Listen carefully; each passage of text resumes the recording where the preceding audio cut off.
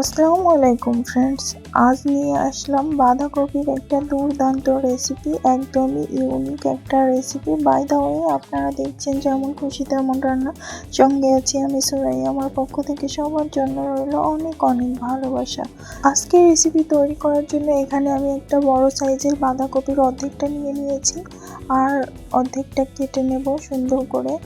তবে বাঁধাকপিটা কিন্তু একটু বেশ বড় সাইজ করেই কেটে নিতে হবে। তো বন্ধুরা, ভিডিও শুরুতে প্লিজ একটা লাইক দিয়ে পুরো ভিডিওটা কন্টিনিউ করার অনুরোধ রইল। তোমাদের একটা লাইক আমার পরবর্তী ভিডিও বানাতে অনেক উৎসাহ জাগায়।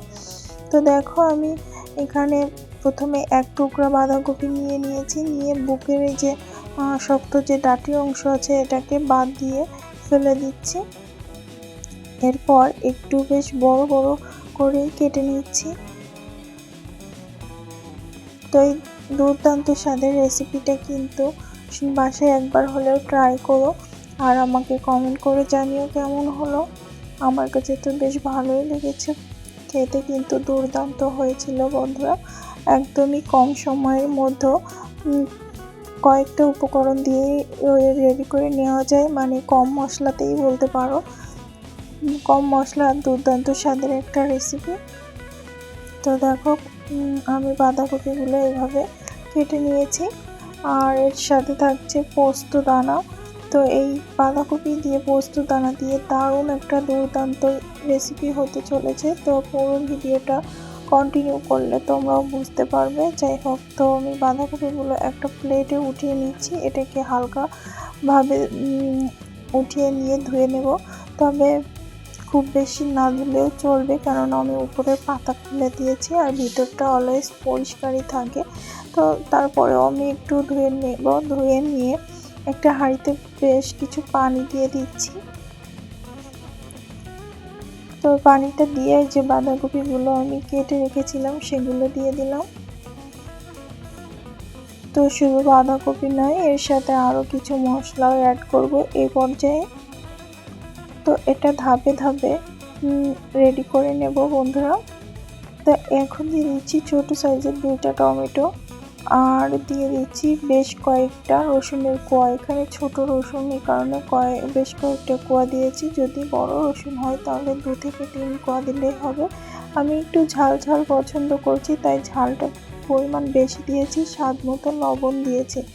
দেওয়ার পরে এগুলো একটু নেড়ে চেড়ে নিচ্ছি। তো তোমাদের যদি ঝাল বেশি মনে হয় অবশ্যই ঝাল কমিয়ে দিতে পারো তোমরা তোমাদের টেস্ট বুঝে। তো এখন ঢাকা দিয়ে দিচ্ছি আর ফিরছি 5 মিনিট পর।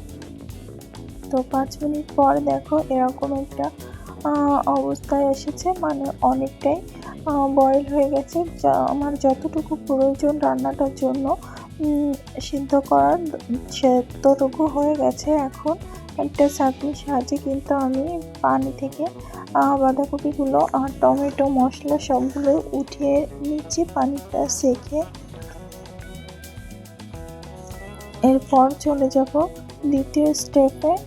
তো দেখো, আমি এইভাবে উঠে নিচ্ছি। এখন এটাকে কিন্তু একটু ঠান্ডা করতে দেব। সবগুলো উঠিয়ে নেওয়ার পর তো এই যে দেখো, আমি ঠান্ডা করতেই দিয়েছি। আর এখানে যে টমেটোগুলো আমি সিদ্ধ হতে দিয়েছিলাম তার উপরে যে ছালটা আছে না, এই ছালটা উঠিয়ে ফেলে দিতে হবে। তো 2টো টমেটোর ছালে আমি পরিষ্কার করে নিয়েছি। আর এখানে একটা মিক্সিং জার নিয়েছি দেখো, আর এই জারের ভিতরে আমি সমস্ত বাঁধাকপি, কাঁচামরিচ, টমেটো সবগুলো দিয়ে দেব। তো আমি 2বারই কিন্তু এটা পেস্ট করে নেব। তো প্রথমে আমি যতটা সম্ভব ধরে আর কি জারের ভিতরে ততটা দিয়ে দিচ্ছি। আর এখানে কিন্তু বেশ পানি পানি ভাব থাকে, অবশ্যই অতিরিক্ত পানিটা দেওয়া যাবে না, দিলেও অতিরিক্ত নরম হয়ে যাবে। তো এই যে এতটুকুই ধরেছে, আর যেটুকু আছে এটুকু পরে আরও একবার দেব। আর এ পর্যায়েও কিছু মশলা অ্যাড করব। তো এখন ফিরছি এটা পেস্ট করে নিয়ে। তো দেখো প্রথমবারের পেস্টটা হয়ে গেছে, দ্বিতীয়বারে আবার বাকি যে একটু ছিল সেটা দিয়ে দিলাম, আর এর ভিতর দিয়ে দিলাম পোস্ত দানা, সাথে দিয়ে দিচ্ছি জিরা হাফ চামচ করে। তো এটাকে এখন দ্বিতীয়বারের মতো পেস্ট করার জন্য নিয়ে যাচ্ছি। তো পেস্ট করে নিয়ে চলে আসলাম। এই যে দেখো একটা মিহি পেস্ট করে নিয়েছি বন্ধুরা। তো তোমাদের একটু চামচ দিয়ে উঠিয়ে দেখিয়ে দিচ্ছি, দেখো কতটা মিহি হয়েছে। তো এইটা রেডি করার জন্য কিন্তু এইরকমই একটা মিহি পেস্টের প্রয়োজন। তো চলো এখন 3 নম্বর স্টেপে চলে যাব। তো কড়াইয়ে আমি আগেই তেলটা গরম করতে দিয়ে এখানে 2টো শুকনো মরিচ দিয়ে দিয়েছি। শুকনো মরিচ দুটোকে আমি ভেজে উঠিয়ে নিলাম, আর ওই একই তেলের ভিতরে দিয়ে দিয়েছি কালো জিরা ফোড়ন। তো এটা ভালোভাবে ফুটে উঠলে, মানে ভাজা ভাজা হয়ে গেলে, দারুণ একটা স্মেল বের হলে সে পর্যায়ে পেস্ট করে রাখা বাঁধাকপিটা দিয়ে দিচ্ছি। তো বাঁধাকপিটা দেওয়ার পর কিন্তু একটু নাড়াচাড়া করে নিচ্ছি 2-1 মিনিটের মতো। এটা কিন্তু গরম গরম ভাতের সাথে, রুটির সাথে খুবই যায় বন্ধুরা। তোমরা চাইলে এভাবে ট্রাই করে রুটি, পরোটা বা ভাতের সাথে খেতে পারো। এ পর্যায়ে কিছু গুঁড়া মশলা অ্যাড করছি। প্রথমে দিয়ে দিলাম স্বাদের জন্য লবণ, কালারের জন্য হলুদ, আর স্বাদ আরও বাড়িয়ে তোলার জন্য দিয়ে দিলাম ধনিয়া গুঁড়া। তো এখন এটাকে বেশ মিডিয়াম ফ্লেমে রেখে আমি ভেজে নেব। তো এই যে পানি পানি ভাবটা আছে, এটা মোটেও থাকবে না। পানিটা থাকলে কিন্তু ভালো লাগবে না বন্ধুরা, তাই একটু সময় নিয়ে বেশ ভালোভাবে ভেজে নিতে হবে। তো এই পর্যায়ে আসলে আমি কিছু ধনিয়া পাতাটা দিয়ে দিচ্ছি কুচানো। তো তোমাদের যদি না থাকে তাহলে স্কিপ করতে পারো, কোনো সমস্যা নেই। তবে ধনিয়া পাতাটা দিলে কিন্তু দুর্দান্ত লাগে। তো দেখো এই ধনিয়া পাতাটা দেওয়ার পর আমি 2 থেকে 3 মিনিট মতো একটু জাল করে নিচ্ছি।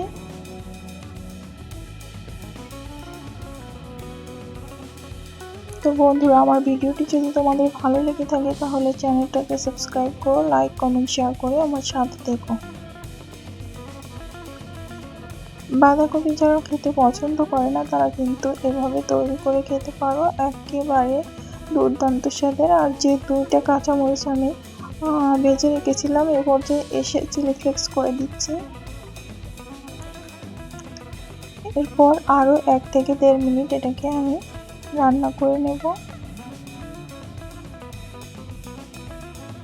তো রান্না করে নেওয়ার পরেও কিন্তু আরও কিছুটা কাজ করতে হবে এখানে।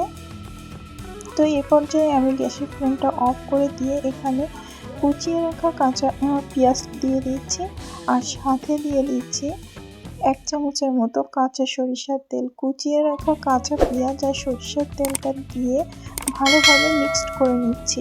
এই আবারও বলছি, এ পর্যায়ে কিন্তু চুলার ফ্লেম অফ করে রেখেছি।